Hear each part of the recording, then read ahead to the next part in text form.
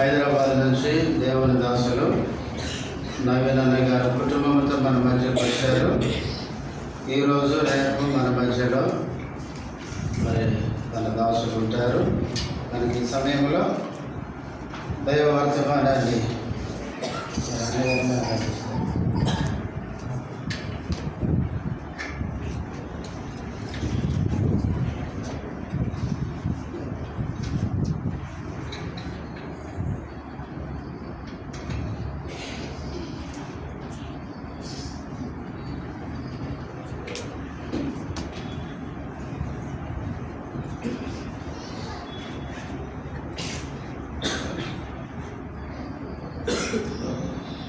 ప్రార్థన చేసుకుందాం. పరమ తండ్రి, మరొకసారి మీకు వందనములు స్తోత్రం చెల్లిస్తున్నాం. మీ యొక్క కృపా సింహాసనాన్ని తేరి చూడగలిగేలాగా మీరు మాకు అనుగ్రహించినటువంటి యొక్క ప్రభు దినాన్ని బట్టి అది మాత్రమే కాదు ప్రభా, 2024వ సంవత్సరం ఆఖరి దినం, ఆఖరి గడిలలోనికి మమ్మల్ని క్షేమంగా నడిపించిన దాన్ని బట్టి, మీ యొక్క ప్రేమను బట్టి, మీ యొక్క కృపను బట్టి, మీ వాత్సల్యతను బట్టి, మీ యొక్క ఆదరణను బట్టి ఆ ప్రభా మీకు వందనాలు స్తోత్రాలు తెలుసుకుంటున్నాం. ప్రభా మీ యొక్క సన్నిధిని ప్రేమించి వచ్చినటువంటి ప్రతి బిడ్డను బట్టి కూడా మీకు ఎంతో వందనాలు. మీ సన్నిధిలో ప్రభా మేము చేరి వస్తుంటుండగా మీ యొక్క బలమైన స్వరాన్ని వినాలని ఆశపడుతూ ఉంటున్నాం. దేవా, మా పతనాలు, మా బలహీనతలు, మా యొక్క తండ్రి మరి ఆ యొక్క షార్ట్ కమింగ్స్ అన్నీ కూడా మీరు ఎరిగినటువంటి దేవుడుగా మీరు ఉంటున్నారు. ఈ మధ్య ఈ యొక్క రాత్రి సమయంలో మాతో మీరు మాట్లాడిన నాయన మా ప్రభాని యొక్క లేఖన భాగంలో కొన్ని మాటలు మేము ధ్యానించినట్టుగా మా యొక్క బలహీనతలు మాకు తెలియపరచండి, సహాయం దయచేయండి. వాటన్నిటినీ మా యొక్క హృదయాంతరంగంలో ఒప్పుకున్నటువంటి వారమై మా ప్రభా నూతనపరచబడిన వారమై మీ ద్వారా ప్రభా మరి సిద్ధపరచబడినటువంటి వారమై మా తండ్రి నూతన సంవత్సరంలోని మేము ప్రవేశించలాగిన నూతన తలంపులను మాకు దయచేయవలసిందిగా కోరుతున్నాం. రాత్రి సమయం ఈ రీతిగా మీ యొక్క ఆదరణలో మమ్మల్ని ఉంచండి. మీ యొక్క పరిశుద్ధాత్మ దేవుని మా మధ్య సంచరింపు చేయండి. నిలబడే మీ యొక్క దాసు ప్రభా మీ సులుచాటును మరుగుపరుచుకొని మీ యొక్క మాటలు మాత్రమే వినగలిగిన సహాయం దయచేయండి. అతన్ని వినగలిగిన చెవిని, గ్రహించగలిగే మనసును మాకు అనుగ్రహించమని నీ దయగలిగిన ప్రేమగల హస్తాలకు మమ్మల్ని, మా సమస్తాన్ని, పరిస్థితులను, వాతావరణాన్ని, చుట్టూ ఉన్నటువంటి వాతావరణాన్ని కూడాను మీ హస్తాలకు అప్పగించుకుంటూ మా మధ్యలో మీరే మహిమ పొందమని మా ప్రభు రక్షకుడు యేసుక్రీస్తు ప్రభు వారి ఘనమైన శ్రేష్టమైన నామములు అడిగి పెట్టుకుని ప్రార్థిస్తూ ఉన్నాము పరమ తండ్రి, ఆమేన్. ప్రభు యేసుక్రీస్తు వారి యొక్క నామములో మీ అందరికీ శుభములు తెలియపరుచుకుంటూ ఉన్నాను. 2024వ సంవత్సరం గడిచిపోయింది. ఆఖరి గడిలోని మనం వచ్చి వచ్చిన ప్రభు మనందరి గురించి కూడాను ఆయన లెక్క వేసినట్లుగా చూస్తూ ఉంటూ ఉన్నాడు. ఈ యొక్క దినాన ప్రభు మనతో మాట్లాడుతూ ఉంటూ ఉన్నాడు. ఏ రీతిగా మనం ఈ యొక్క సంవత్సరాన్ని నడుచుకొని ఉంటున్నాం. యాన్యువల్ రిపోర్ట్, ఈ యొక్క యాన్యువల్ రిపోర్ట్లో దేవుడు మనందు ఏమి చూసి ఉంటున్నాడు, ఏ విధంగా మనను ఆయన మరి అబ్జర్వ్ చేసి ఉంటున్నాడు, ఆయన చూసినటువంటి విషయాల్లో మనకు మరి దేవుడు ఇచ్చినటువంటి మార్కుల్ని, వాటిలో మనం ఎన్ని విషయాల్లో నిజంగా మరి తప్పిపోయి ఉంటున్నాం అనేటువంటి దాన్ని మొట్టమొదటిగా మనం జ్ఞాపకం చేసుకుందాం. ఒప్పుకోల సమయానికి మనం వచ్చి ఉంటున్నాం కాబట్టి నిజంగా దేవుడు మనతో మాట్లాడుతూ ఉన్నటువంటి సంగతిను యథార్థంగా దేవుని యొక్క సన్నిధిలో మనం అంగీకరిద్దాం. అలాగన ప్రభు యొక్క వాక్య భాగం ద్వారా ఉత్సబడిన వారమై, ఆయన యొక్క వాక్య భాగముల ద్వారా మరి శుభ్రపరచబడిన వారమై, సరిదిద్దబడిన వారమై మన యొక్క హృదయాలలో మొట్టమొదటి ఒప్పుకొన్నట్టుగా ఆ తర్వాత మనము దేవుని యొక్క మాటలు ఆలకిద్దాం. ప్రియ సహోదర సహోదరి, ప్రభువు మన మధ్యలో ఉంటూ ఉన్నాడు. జీవమైనటువంటి దేవుడు మనతో మాట్లాడేటువంటి వాడిగా ఉంటూ ఉన్నాడు. దేవుని యొక్క లేఖన భాగాలు జాగ్రత్తగా, శ్రద్ధగా చిన్నపిల్లలు, యవనస్తులు, పెద్దవారు అందరూ కూడాను ఆలకించాలని కోరుకుంటున్నాను. దయచేసి నాతో పాటు యెషయా గ్రంథం కొన్ని మాటలు మరి నేను మీకు చదువుతాను. సమయానుకూలను బట్టి ఎక్కువ రెఫరెన్సెస్ కాకుండా దేవుని యొక్క వాక్యం వినండి. ఆ మాటలు మీ హృదయంలోనికి రానివ్వండి. యెషయా గ్రంథం 1వ అధ్యాయం 2వ వచనం, మొదటి భాగం.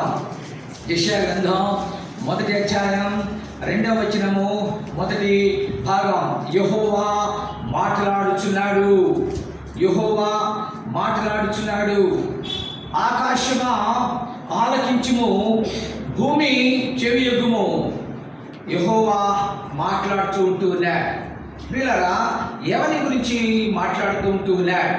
మన గురించి ప్రభు మాట్లాడుతూ ఉంటూ ఉన్నాడు. ఏమని మాట్లాడుతూ ఉంటూ ఉన్నాడు అని చెప్పేసానంటే, నేను పిల్లలను పెంచి గొప్పవారినిగా చేసేది, వారు నా మీద తిరుగుబడి ఉన్నారు. దేవుడు మాట్లాడుతూ ఉంటున్నాడు, నేను ఈ పిల్లలందరినీ కూడాను పెంచి పెద్దవాడిగా చేశాను, కానీ వాళ్ళందరూ కూడాను తిరుగుబడి ఉంటూ ఉన్నారు. ఇది నిజమా? ప్రియ సహోదరుడా, సహోదరి, నువ్వే ఆయన పిల్లవు, నువ్వే ఆయన పిల్లవాడివి. మరి నువ్వు చిన్నవాడివైనా సరే, పెద్దవాడివైనా సరే, నీ జీవితంలో నిన్ను గురించి ప్రభు ఇస్తున్నటువంటి రిపోర్ట్ ఇది. ఏమని? నువ్వు తిరగబడ్డావట, నేను తిరగబడ్డా, ప్రభువుకు విరుద్ధంగా తిరగబడి ఉంటున్నా అని చెప్పేసి ఆ ప్రభు ఎంతో వేదనతో ఈ యొక్క మాటలు పలుకుతూ ఉంటూ ఉన్నాడు. వారు నా మీద తిరుగుబడి ఉన్నారు. ఈ యొక్క మాటలు ప్రభు ఎవరితో చెప్తుంటున్నాడు తెలుసా? ఈ మాటలు ప్రభు ఎవరితో చెప్తుంటున్నాడు అంటే, చూడండి, ఒక ఇంట్లో 4 అన్నదమ్ములు ఉన్నారు అనుకోండి. ఈ 4 అన్నదమ్ముల్లో పెద్దవాడు, చిన్నవాడు, నడిపివాడు, ఆఖరివాడు అని ఉంటాయి. మనం ఆయనకి రకరకాల పేర్లు పెడుతూ ఉంటాం. అయితే ఒకడు ఆఖరివాడు మాట వినలేదనుకోండి. ఆఖరివాడు మాట వినకపోతే తల్లిదండ్రులు ఏం చేస్తారు? అరే పెద్దవాడా, వాడు నా మాట వింటలేదురా, వాడు చెప్పరా, వాడు మంచిగా ఉండమని చెప్పరా, మంచిగా చదువుకోమని చెప్పరా అని అంటారు కదా, అంతేనా? అలాగే ఇంకొక ఆయనతో కూడా చెప్తారు అన్నమాట. అరే మీ తమ్ముడికి చెప్పరా, కొంచెం వాడు అసలు సరిగా చదవట్లేదు, సరిగా ఇంటికి రావట్లేదు, చాలా తిరుగుతుంటున్నాడు అనేటువంటి విషయాలన్నీ బంధువులు మన యొక్క గృహాల్లో కుటుంబంలో ఉన్నటువంటి వారికి చెప్తూ ఉంటారు. తల్లిదండ్రులైనటువంటి వాళ్ళ యొక్క వేదన, బాధ రోజు రోజు మనము చూస్తూనే ఉంటాం. ప్రియులారా, మనల్ని సృష్టించినటువంటి సృష్టికర్త అయినటువంటి తండ్రి అయినటువంటి దేవుడు నన్ను గురించి, నిన్ను గురించి, మన పెద్దన్నయ్య ఎందుకంటాం తెలుసా? ఆదికాండం 1వ అధ్యాయంలో చూసినప్పుడు మొట్టమొదట దేవుడు భూమి ఆకాశాలను సృష్టించిన తర్వాత మనుషుల్ని సృష్టించినాడు. సృష్టిలో అందరూ ఒకటే కదా, ఒప్పుకుంటారా? సృష్టిలో అందరూ ఒకటే. అయితే మొట్టమొదటి సృష్టించినటువంటి భూమిని, ఆకాశాన్ని ఆయన సాక్షిగా తీసుకున్నారే. ఆకాశమా విను, భూమి నా మాట ఆలకించు, నా పిల్లలు అంటే నీతో పాటు వచ్చేటటువంటి వీళ్ళు నా మాట వినలేదు. పిల్లరా, ఈ మాట ఎంతో వేదనతో తండ్రి అయినటువంటి దేవుడు భూమితోటి, ఆకాశంతో పంచుకుంటూ ఉన్నాడు. ఆకాశమా ఆలకించు, భూమి చెవియకు. ఏంటమ్మా, ఏనయ్యా, ఏమైంది? నా పిల్లలు తిరుగుబాటు చేసి చూస్తున్నారు, నా మాట వినటం లేదు. ఇంకా తండ్రి అయినటువంటి దేవుడు తన యొక్క ఆవేదనను ఈ విధంగా తెలియపరుచుకుంటున్నాడు. 3వ వచనంలో, ఎద్దు తన కామందును ఎరుగును, గాడిద తన సొంతవాని దొడ్డిని తెలుసుకును, ఇశ్రాయేలుకు తెలివి లేదు, నా జనులు ఆలకింపగా ఉన్నారు. పిల్లరా, వారు నా మాట ఆలకించట్లేదు. ఎద్దు కూడాను మనం అంటాం కదా, కోపం వచ్చినప్పుడు అరే దున్నపోతా, అరే ఎద్దా, అరే పంది, అరే కుక్క అని చెప్పి అంటుంటాం కదా.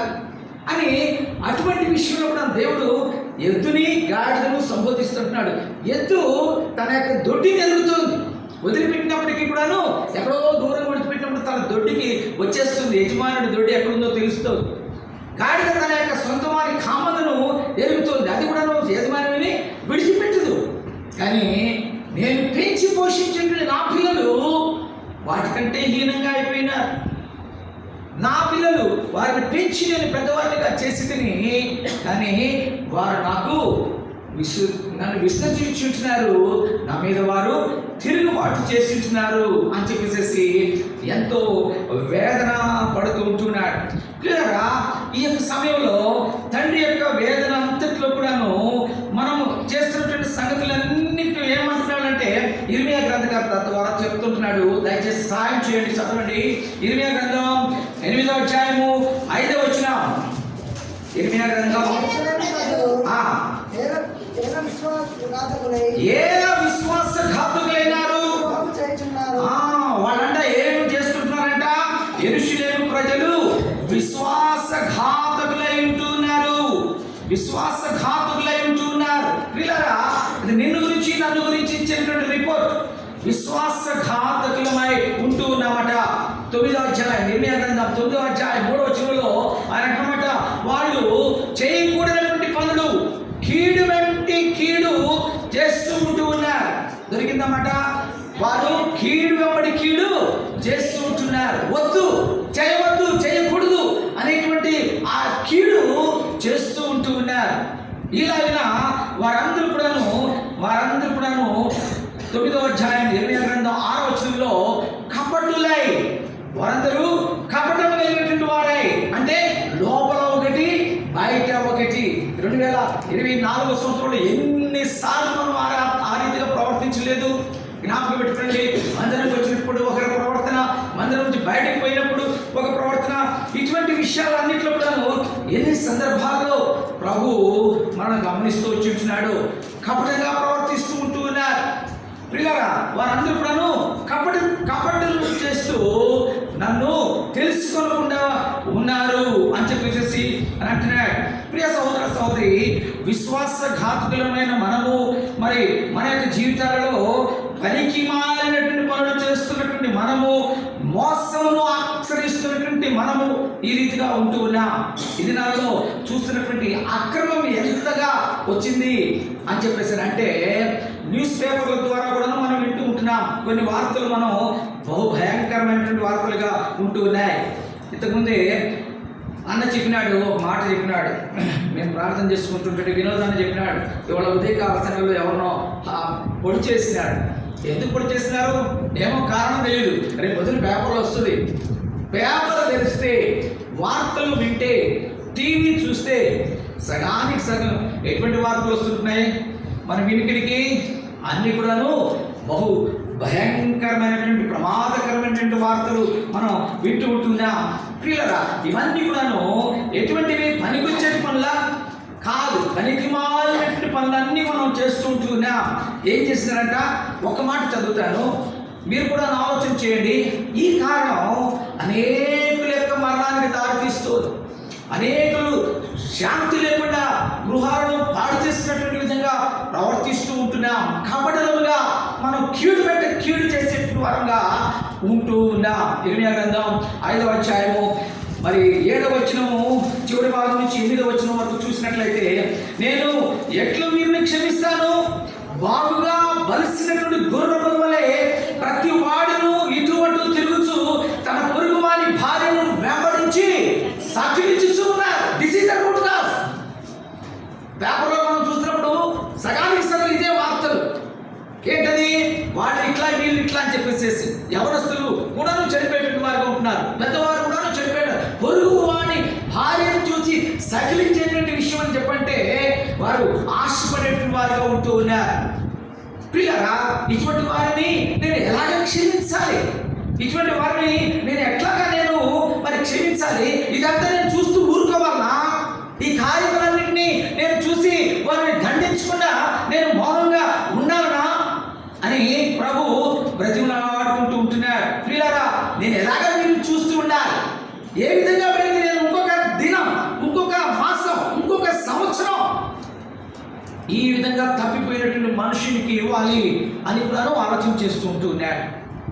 ప్రియ సహోదరుడా, ఒకసారి ఆలోచన చేద్దాం. ఈ విషయంలో నేను తప్పిపోయినానా?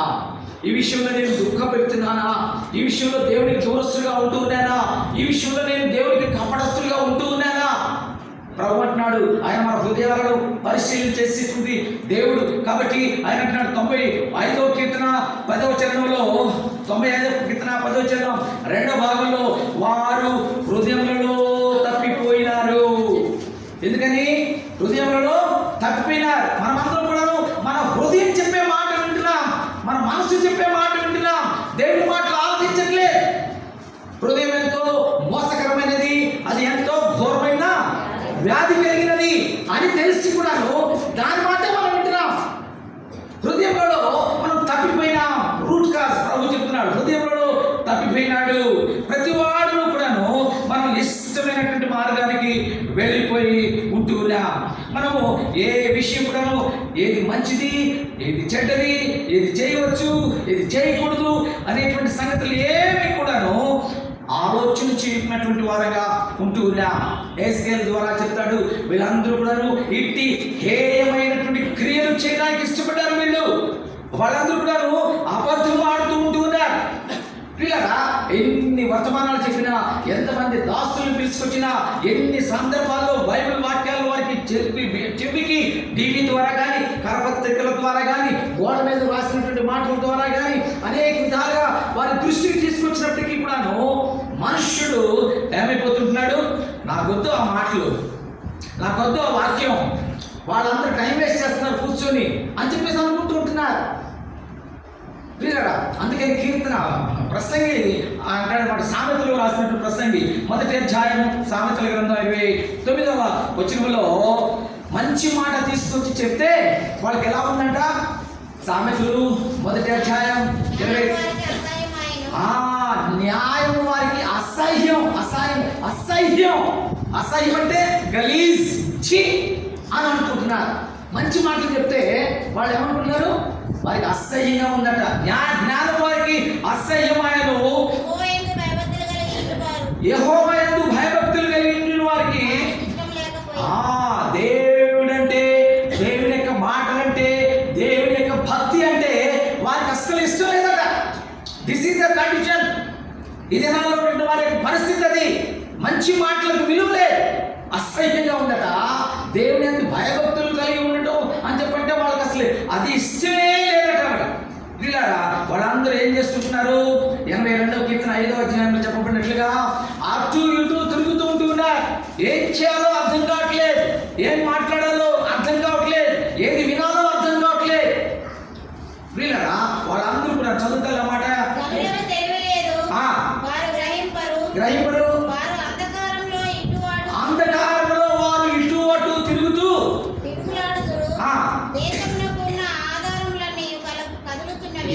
ఇది జాగ్రత్తగా అర్థం చేసుకోండి.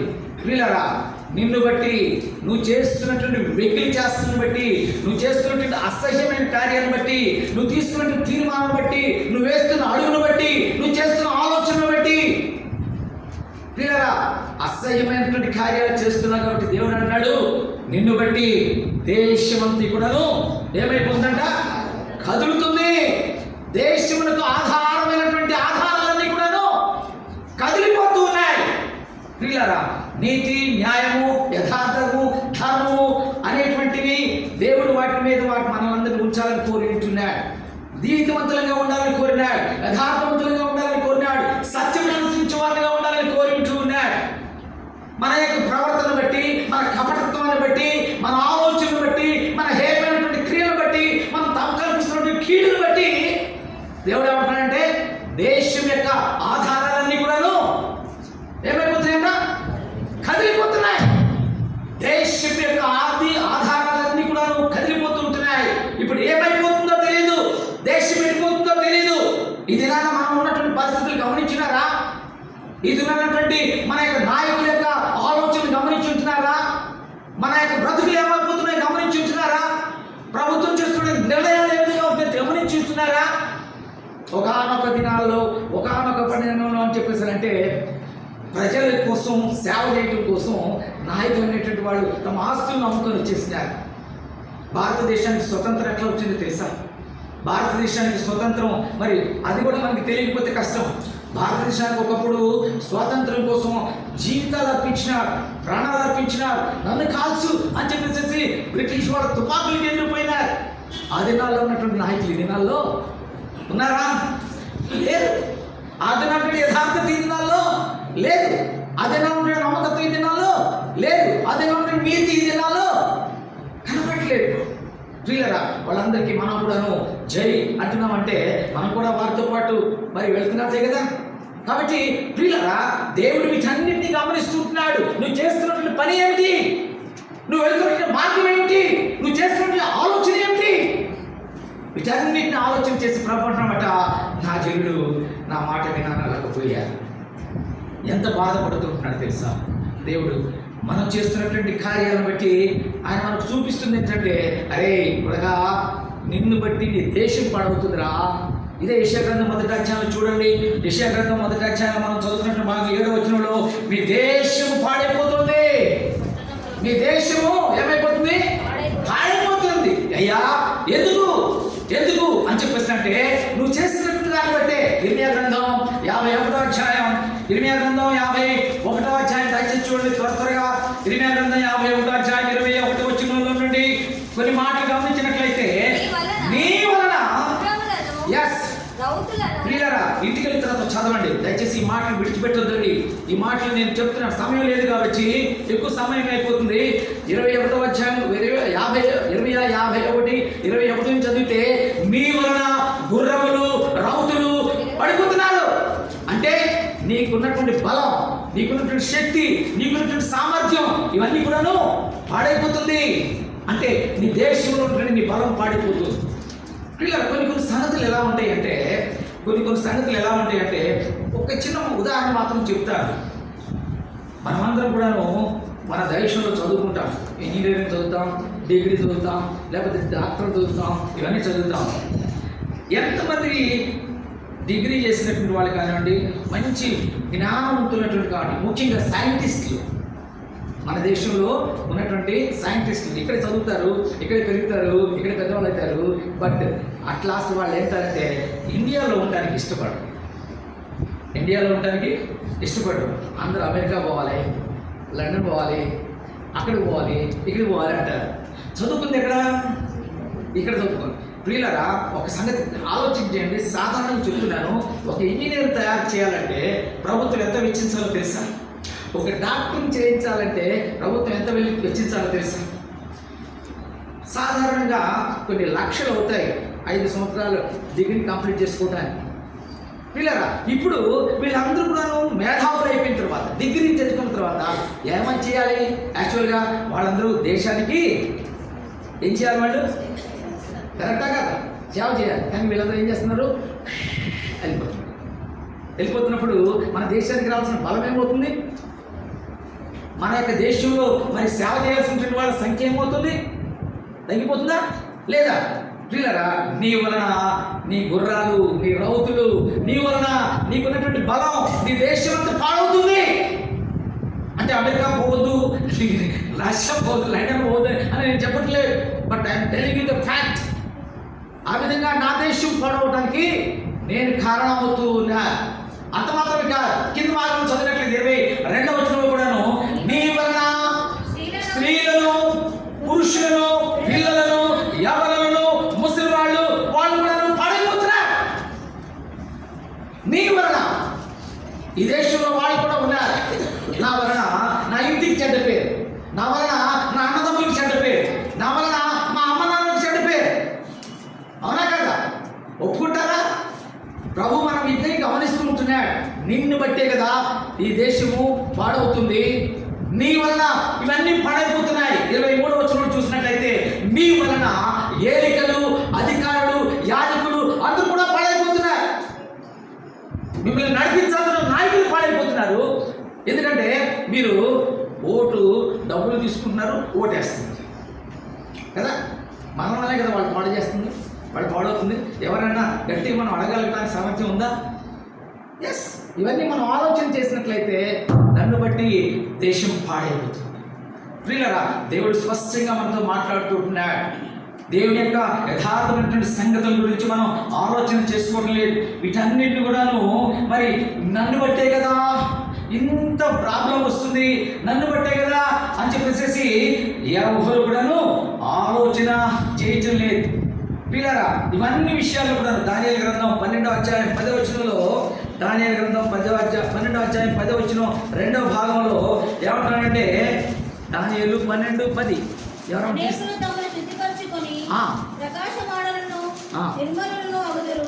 దుష్టులు దుష్ట కార్యములు చేయుదురు కనుక దుష్టుడు దుష్ట కార్యములు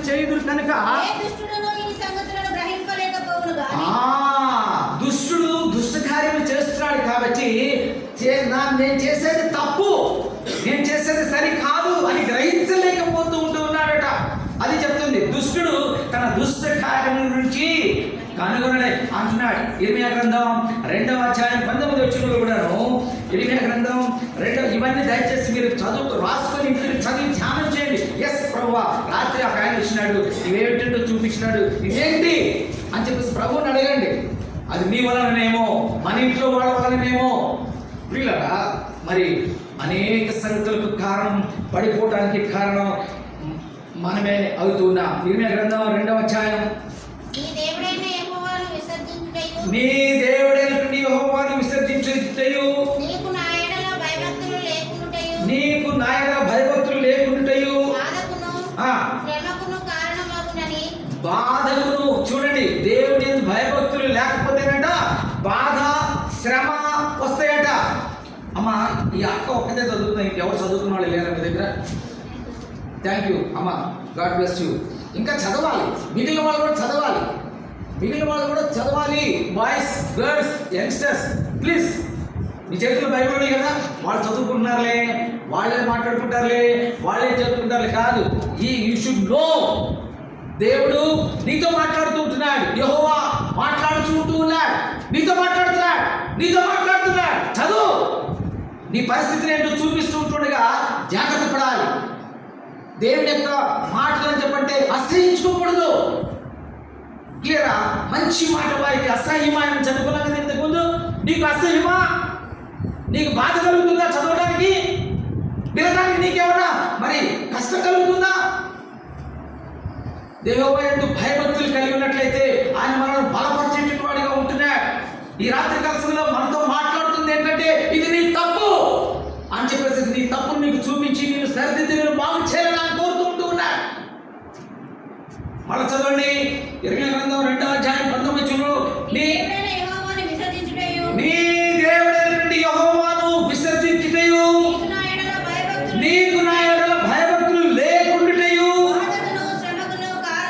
బాధకును శ్రమకును కారణమగునని. yes, నీవు తెలుసుకోవాలి. ఎందుకు వచ్చింది ఈ కష్టం, ఎందుకు వచ్చింది ఈ బాధ, ఎందుకు వచ్చింది ఈ శ్రమ అని చెప్పంటే కారణం ఏంటంటే దేవుని మాట మనము వినటం లేదు, దేవునికి మనము భయపడటం లేదు, దేవుని యొక్క సంగతులు గ్రహించటం లేదు.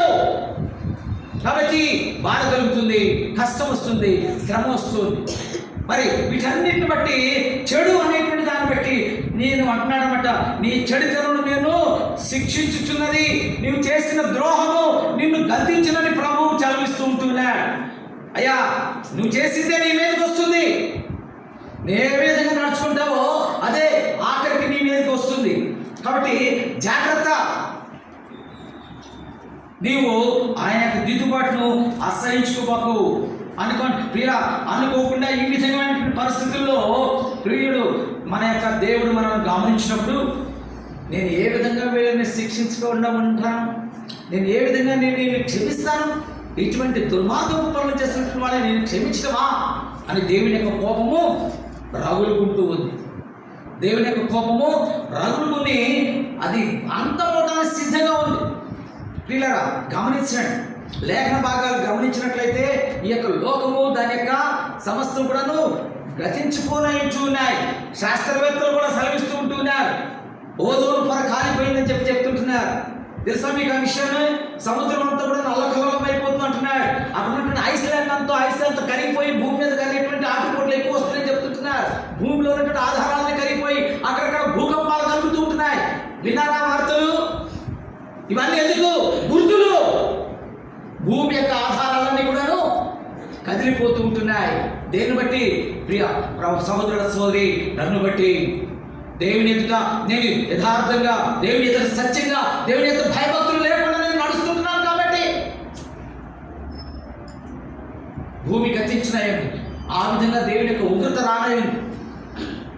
20 సంవత్సరాల క్రితం happy Christmas, happy new year అని చెప్పేసి అనుకుంటున్నప్పుడు సమ్మగా ఒక సముద్రం అంతా పైకి వచ్చింది. తెలుసా మీకు? గుర్తుందా? 2004వ సంవత్సరం డిసెంబర్ 26వ తారీఖున ఏమొచ్చింది? సునామీ. సునామీ అంటే అప్పుడు దాకా ఎవరికి కూడాను తెలీదు. హఠాత్తుగా వచ్చింది. అనేక దేశాలు ఉంటున్న వాళ్ళందరినీ ఎలాగా లాక్కపోయింది. సముద్రం ఏదాకా వస్తుందా అని చెప్పేసి అనుకున్నారు. మొన్న మీ ఊర్లో రాలే, గోదావరి పొందలే, ఎన్నో విషయాలు వింటుంటున్నా. ఎందుకు జరుగుతుంది ఇదంతా కూడాను? దేవుని యొక్క ఉగ్రత, జాగ్రత్త, నాకు కోపం వస్తుంది, నాకు కోపం వస్తుంది, నాకు కోపం వస్తుంది అని చెప్పి దేవుడు హెచ్చరికలు పంపిస్తూ ఉంటున్నాడు. ఆయన యొక్క కోపము మన మీద రగులుకోవడానికి సిద్ధంగా ఉంది. మనం చేసినటువంటి మంచి చెడు అనేటువంటి దాన్ని బట్టి దేవుడు తీర్పులోకి తీసుకుని అంటున్నాడు. వీటన్నిటిలో కూడాను ప్రియ సహోదర సహోదరి, మనకు ముగింపు మరణమే. పాపం వలన వచ్చే జీతము మరణం. మనం చేసింది మంచిదా చెడదా? చెడది చేసిన వారంగా ఉంటున్నాం. ఎన్ని మార్కులు వచ్చినాయి? మనం మార్కులు వేసుకుంటే అన్నిట్లోనూ ఫెయిల్. అవునా కదా? దేవుని ఎదుట మనం సరిగా ఉన్నామా? దేవుని యొక్క కోపం రాకుండా ఆపగలమా? దేవుని యొక్క రౌద్రానికి మనం ఎదురు వెళ్ళగలమా? ప్రభు అంటున్నాడు, ఇంటి పరిస్థితుల్లో ప్రభు అంటున్నాడు, ఇదే ఇర్మియా గ్రంథం 5వ అధ్యాయం 1వ వచనం మధ్య భాగంలో, ఇర్మియా గ్రంథం 5వ అధ్యాయం 1వ వచనం మధ్య భాగంలో అంటున్నామట, ఎవడైనా సరే ఒక్కడు మంచివాడు కనపడితే, ఎవడైనా సరే న్యాయం జరిగించుచు నమ్మకంగా ఉండే ప్రయత్నించి ఒక్కడు కనపడినా సరే నేను వాళ్ళని, ఒక్కడు కనపడ్డా సరే నేను క్షమిస్తాను అంటున్నాడు. ప్రియ సోదరుడా, ఒక్కడి వలన అందరికీ మేలు జరుగుతుంది, ఒక్కడి వలన అందరికీ కూడాను కీడు జరుగుతుంది. ఒక్కడి వలన అందరికీ నిన్ను బట్టి అని చదువుకున్నాం కదా ఇర్మియా గ్రంథంలో. నిన్ను బట్టి నీ యొక్క దేశం పాడవుతుంది, నిన్ను బట్టి నీ తల్లిదండ్రులు పాడుతున్నారు, నిన్ను బట్టి నీ సహోదరులు, నిన్ను బట్టి నీ సంఘం, నిన్ను బట్టి నీ దేశం పాడవుతుంది. ప్రియ సహోదరుల సహోదరి, మన యొక్క ఏలికలు, మన అధిపతులు, మన నాయకులు, మన యొక్క మరి పాస్టర్లు అందరూ కూడాను మనల్ని బట్టే పాడైపోతూ ఉంటున్నారు. కానీ ఇటువంటి పరిస్థితుల్లో నీతి, న్యాయం, యథార్థత అని చెప్పి దేవుని వైపు ఒక్కడు చూసినా సరే నేను వాడిని క్షమిస్తాను అని చెప్పేసి ప్రభు అంటున్నాడు. ఆ ఒక్కడు నువ్వు అవడానికి సిద్ధపడుతున్నావా? ప్రియ సహోదరుడా సహోదరి, దేవుడంట కీర్తనలు 14:2 ఇటువైపు వాయిస్ నుంచి చదవాలని కోరుకుంటున్నాను. కీర్తనలు 14:2. ఎస్, త్వరగా. వివేకము కలిగి దేవుని వెతుకువారు కలడేమోనని ఆకాశం నుండి చూచి, యెహోవా ఆకాశం నుండి చూస్తున్నాడు. యెహోవా ఎక్కడి నుంచి చూస్తున్నాడు? ఆకాశం నుండి. ఎవరి కోసం చూస్తున్నాడు? వివేకం కలిగి దేవుని వెతికేవాళ్ళు, భయం కలిగి దేవుని వెతికేవాళ్ళు, దేవుని ప్రేమతో వెతికేవాళ్ళు, దేవుడు నాకు కావాలి అని వెతికేవాళ్ళు ఒక్కడైనా ఉన్నాడా? ఒక్కడున్నా క్షమిస్తానంటున్నాడు కదా. ఆ ఒక్కడి కోసం దేవుడు ఆకాశం నుండి తొంగి చూస్తుంటున్నాడు. ప్రియులారా, నువ్వు ఆ ఒక్కడుగా అవటానికి ఇష్టపడుతున్నావా? ఆ ఒక్కడిగా నువ్వు ఉండడానికి ఇష్టపడుతుంటున్నావా? ప్రియ సహోదరుడా సహోదరి, ఒకవేళ నువ్వు ఆ విధంగా ఉన్నట్లయితే దేవుడు అంటున్నాడన్నమాట. యెషయా గ్రంథం 1వ అధ్యాయం, మళ్ళీ తిరిగి వద్దాం 10వ వచనంలో. యెషయా గ్రంథం 1వ అధ్యాయం 10వ వచనంలో, యెహోవా మాట ఆలకించండి, యెహోవా ఉపదేశానికి చెవియొగ్గండి అని అంటున్నాడు. యెహోవా మీ మాట మీరు ఆలకించండి, యెహోవా యొక్క ఉపదేశానికి మీరు చెవియొగ్గండి, వినండి, వినడానికి ఇష్టం చూపండి, అసహించుకోవద్దు, వినడానికి ఇష్టం చూపించండి. ప్రియ సహోదర సహోదరి 16వ వచనం అంటాడు, దయచేసి నా దగ్గరకు వచ్చి మిమ్మల్ని మీరు కడుక్కునండి, శుద్ధి చేసుకునండి, కీడు చేయటం మానండి. ఇవన్నీ కూడా మనకి ఇస్తున్నటువంటి హెచ్చరికలు. ఒక్కడు కనిపించినా సరే నా కోపాన్ని మానుకొని ఈ యొక్క మీ వేదిక రావాల్సిన ఉగ్రతను తీసివేసి నేను మిమ్మల్ని నూతనమైనటువంటి దానితో నింపాలని కోరుతున్నాను అని అంటున్నాడు. ఒక్కడు కనపడ్డా సరే పిల్లరా, ఆ ఒక్కడివి నీవు అయినట్లయితే ఎంత సంతోషం.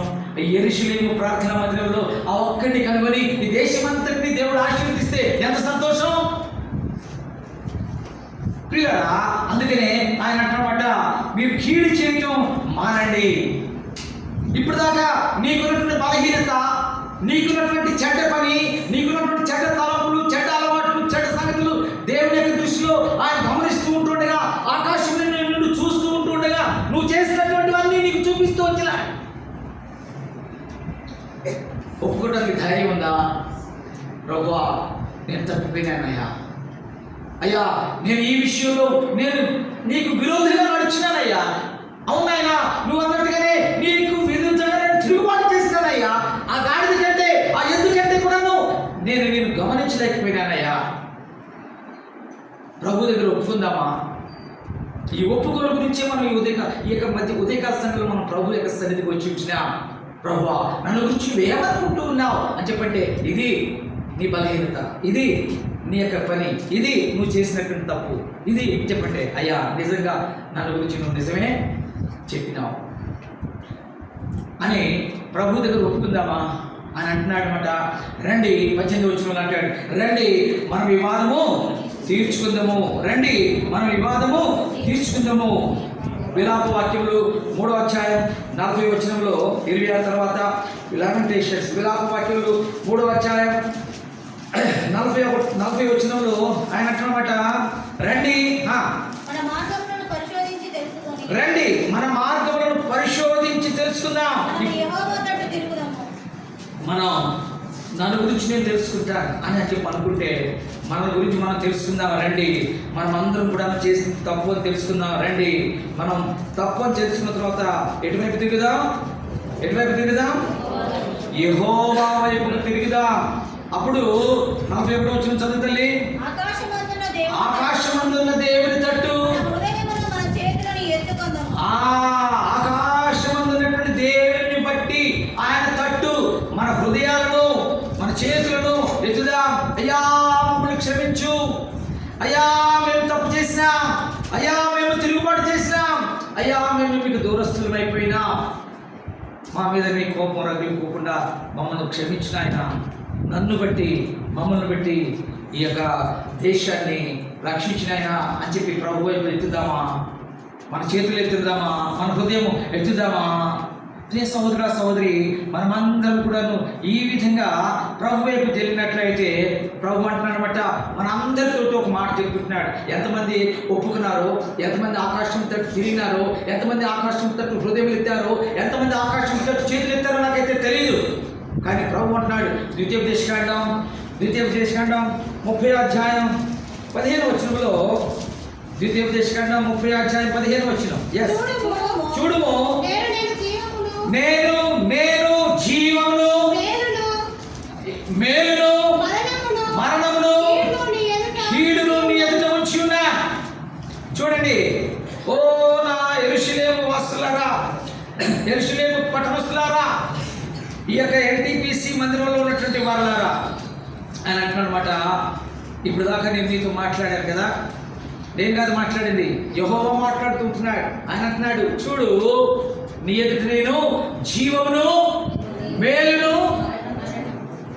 అక్కడ కామ పెట్టాలి. తెలుగు పండుగ ఎంతమంది నాకు తెలియదు కానీ ఇక్కడ తెలుగు టీచర్లు అక్కడ చదవండి, చదివేటప్పుడు జాగ్రత్త చదవాలి. ఆయన ఏమంటామట, జీవము మేలు అంటే బ్రతకటం, మంచి చేయటం అనేటువంటి జీవాన్ని మేలును మీ ముందు పెట్టాడు.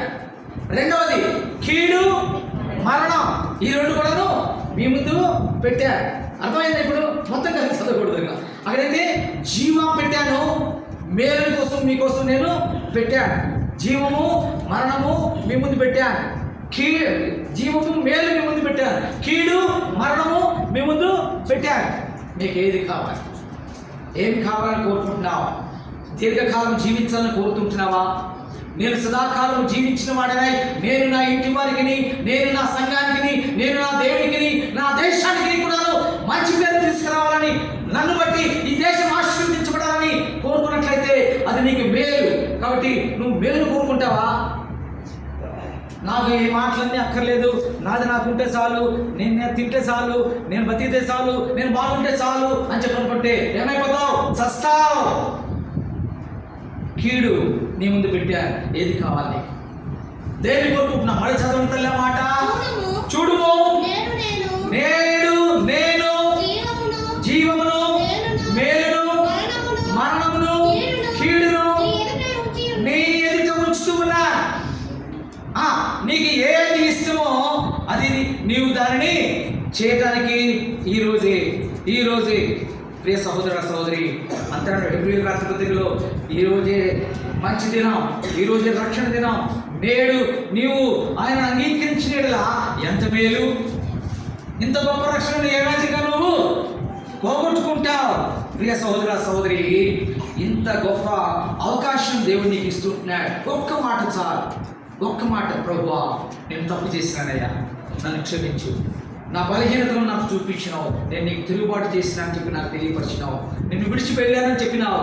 నిజమేనయ్యా, గడిచినటువంటి సంవత్సరం అంతా కూడా నేను నీకు దూరస్తుడిగా ఉన్నా, నీ మందిరానికి రాలేదు, నీ మాటలు వినలేదు, నీ వాక్యం ఆలోచించలేదు, నీ సన్నిధికి రాలేదు, నేను ప్రార్థన చేయలేదు, ఒక్కసారి కూడా ఆరాధన చేయలేదు. గడిచినటువంటి 365 రోజులు 224వ సంవత్సరంలో నేను తప్పిపోయినానయ్యా, నన్ను క్షమించయ్యా. ఒక్కడు ఉన్నప్పటికీ కూడాను ఆయన క్షమించడానికి సిద్ధంగా ఉంటూ ఉన్నాడు. ఆ ఒక్కడు నువ్వేనా? నీ ఎదుట ఆయన జీవమును, మేలును, కీడును, మరణమును ఉంచి ఉంటున్నాడు. ఏది కావాలని కోరుకుంటూ ఉన్నావు? రండి, ఆయన మన కోసం చేతులు చాచి ఉంచున్నాడు. ఆయన దగ్గరికి వెళదాం, మన వివాదం తీర్చుకుందాం. ఒకవేళ ఆ మేలు, ఆ జీవం నాకు కావాలి అని చెప్పి నువ్వు కోరుకున్నట్లయితే ప్రభు నిన్ను క్షమించడం మాత్రమే కాకుండా, ఆయన నిన్ను క్షమించడమే కాకుండా, దయచేసి చూడండి, యెషయా గ్రంథం 1:18 వచ్చినాం.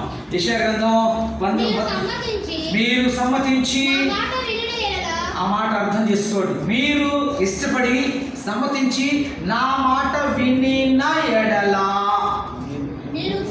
మీ భూమి యొక్క మంచి పదార్థములను అనుభవింతురు. జీవము, మేలు ఈ భూమి మీద మీకు సంభవిస్తుంది.